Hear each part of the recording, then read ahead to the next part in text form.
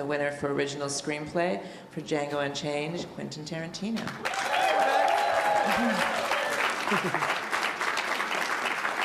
Okay, I'm going to try and call some numbers. We're going to start with 63 and go to 35. Cool. We're getting him a mic. Thanks, Charlie. Hi, Mr. Tarantino. Over here. So, Oh. hi. Robin this side from the Sun Times, India. First of all, congratulations for your award, Thank you. Peace out situation over there, but, do you really consider there is any bone in a human body? It's just flesh and blood. Say that one more time. I'm saying, do you really think that in the anatomy of a human body also has bones, Or, we keep on saying, there are jokes about that, according to Quentin Tarantino, there is only blood and flesh in a human body. And we see that, and it's a hit, You've seen it. I don't quite understand the question, but I guess I do think that there are bones in the human body. We're going to 35 and then 220. Hello, Quentin. Hey. Fan of yours, congratulations. Thanks. My name is Mario, and I would like to ask you if you know the impact your movies have, actually not just in the United States, but actually I'm from Mexico, so people over there, and I think everywhere in the world loves you, and congratulates you tonight. Do you know all the impact you have in the world?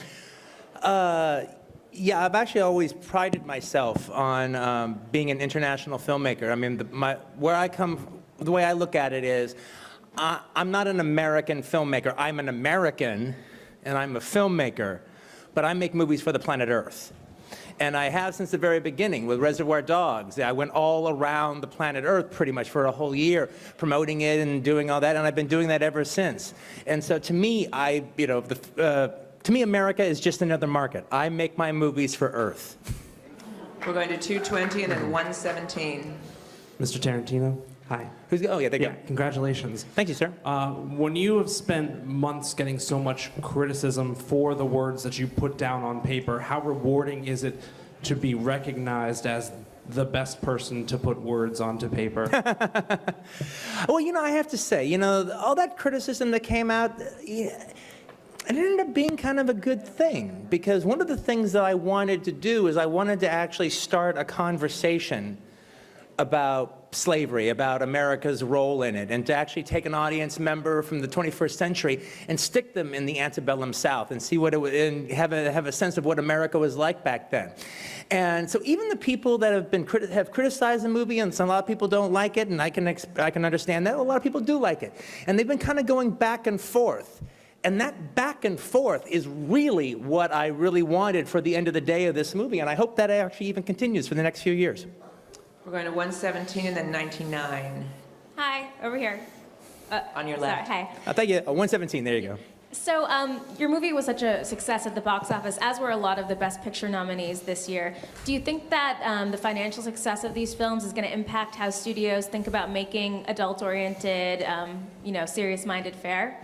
Well, I have to say, that's a very good question, and I've been thinking about that a lot lately. I found myself, I go into my own little film study from time to time, especially during crazy moments like this, to kind of put it out of my brain. And one of the things I've been doing is I've been doing a lot of study on the films made in the early 70s, in particularly 69, 70, and 71. And that was the beginning, starting in 67, that was the beginning of what they called New Hollywood. And I have to say, I wasn't thinking about us. I was just doing that study for my own edification. And I looked at the 9 nominees, and I have to say, more than most other times you can think of, I actually recognized the spirit that was going on then with the 9 nominees now, and even backed by some commercial success in the case of some of them, where actually we were making adult movies about subjects that there's nothing about the subject at all in a lot of these movies that would suggest they would be commercial or be popular. And then they have been. And I actually think an adult audience is kind of rising up. I mean, the fact that we're actually not making every movie for teenagers is kind of a cool thing, especially now that I'm not a teenager anymore. We're going to 99 and then down here to 40. Yeah, hi there, Quentin, over here. Yeah, you got you, I was just wondering what led you to include an Australian character in the closing part of your film. Yeah, well, the whole idea, though, was the fact that I cut it out, but the whole idea was the fact that they were kind of Australian indentured servants for the Quinticky Mining Company. And what I cut out was this moment where my character was there, and Django says, so you work for the Quentin Mining Company, don't you? Yeah. He goes, well, I know how much I'm getting paid. How much are you getting paid? Like, for instance, how much you getting paid for the day? He goes, yeah, well, Black, you don't work like that, you know. Le Quinn Diggy pay for my passage from Australia to here. And then I get paid, and I send a little back home for the family, and that's how it works. I'll pay him back for the boat trip. And they go, well, how long have you been working for Le Quinn Diggy?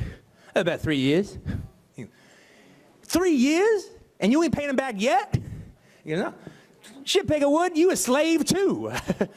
You just got bought for the price of a boat ride. At least they didn't charge us for the boat ride.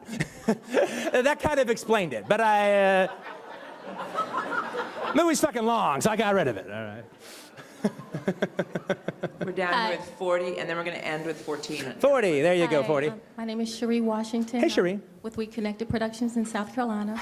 And I know that you filmed in Louisiana, and with their talks of being possibly a sequel to Django Unchained, would you consider coming to South Carolina to film? Oh, wow. Yeah, South Carolina is a really, really lovely place. I have to say, Louisiana, particularly in this instance, helped us out because, it's supposed to take place in Mississippi, and Louisiana and Mississippi look a whole lot alike. And they actually had better, the plantations were actually kept in better shape in Louisiana than they were in Mississippi. So that's why we went down there and shot. I could very well consider it. I'd have to write the script, though. That's the trick. Once I write the script, then I know what I'm going to need, but I will always keep South Carolina in mind. I'm really sorry, but we have to actually wrap this up because we have some other... Yeah, you got some big names back there, man. So, congratulations. I think this guy named Thank you Ben very Affleck much. out here wants to come out and say hello to y'all. Thanks, Larry.